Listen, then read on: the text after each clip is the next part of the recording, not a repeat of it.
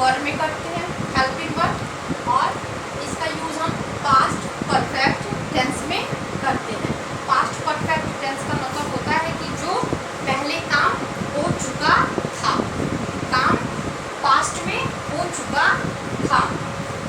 और ये singular plural दोनों के साथ यूज किया जाता है हैड का यूज, जैसे ही, she, it, I, we, you, they, और किसी भी नाउन जो सिंगुलर और प्लूरल दोनों।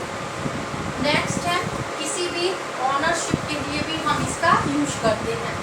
जैसे मैंने अपने पिछले वीडियो में आपको बताया था कि हैज़ और हैव का यूज हम हेल्पिंग वर्ब और सिंगुलर ऑनरशिप तीनों के लिए करते हैं, और हैड का यूज हम हमेशा पास्ट में करते हैं। तो मैंने यहाँ पे कुछ एग्जांपल्स लिखे हैं जो ये है। सो ऑनरशिप का यूज हम जैसे हमारे पास्ट में कोई चीज़ हमारे पास थी जो अब वर्तमान में नहीं है, तो उसको इंडिकेट करने के लिए हम हैड का यूज करते हैं। और हेल्पिंग वर्ब में जैसे पास्ट परफेक्ट टेंस में इसको हेल्पिंग वर्ब के रूप में हम हैड का यूज करते हैं। मैंने यहाँ पे कुछ एग्जांपल्स लिखे हैं, आइए इसको देखते हैं।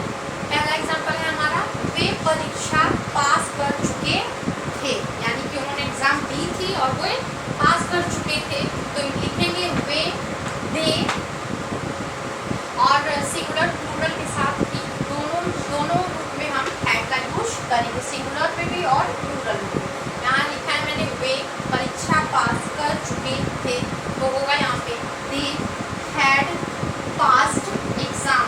यहाँ वर्ब की थर्ड फॉर्म लगेगी pass, pass, passed, okay. They had passed exam.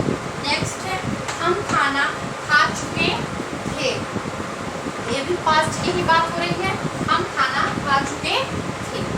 We had eaten food, eat, had, eaten, eaten यहाँ पे वर्ब की थर्ड फॉर्म लगेगी, तो यहाँ होगा वी हैड ईटन फूड, हम खाना खा चुके थे।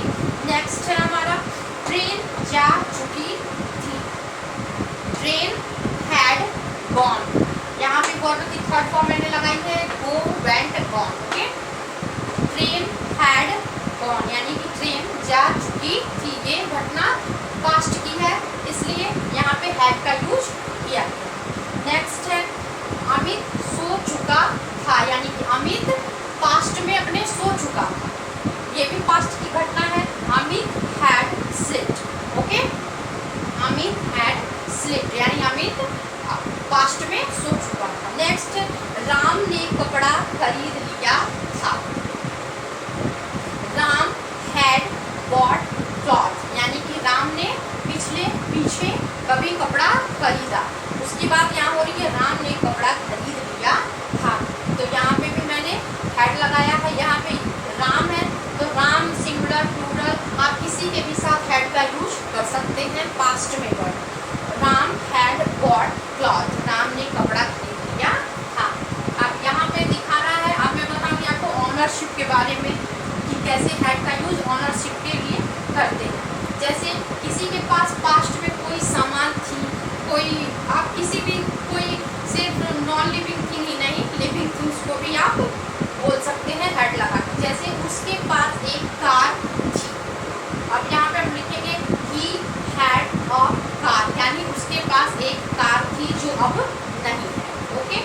नेक्स्ट है सीता के पास एक गाय थी, यानी सीता हैड अ काऊ, सीता के पास एक काऊ थी जो अब नहीं है। नेक्स्ट है रमेश के पास 4 बहनें थी, Ramesh had 4 sisters, okay. Ramesh के पास 4 बहनें थी जो अब नहीं है उसके पास, रमेश हैड 4 सिस्टर्स। यहाँ ऑनरशिप दिखाया जा रहा है कि रमेश के पास 4 बहनें थी।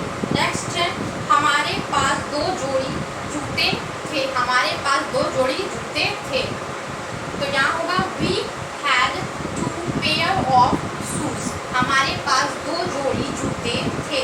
यहाँ पे पास का सेंस दिखाने के लिए हैड का यूज किया जा रहा है। पास और पास का यूज ऑनरशिप में दिखाता है, और हमारे पास जो है हैड जो हमारे पास थी उसका यूज, ठीक है। नेक्स्ट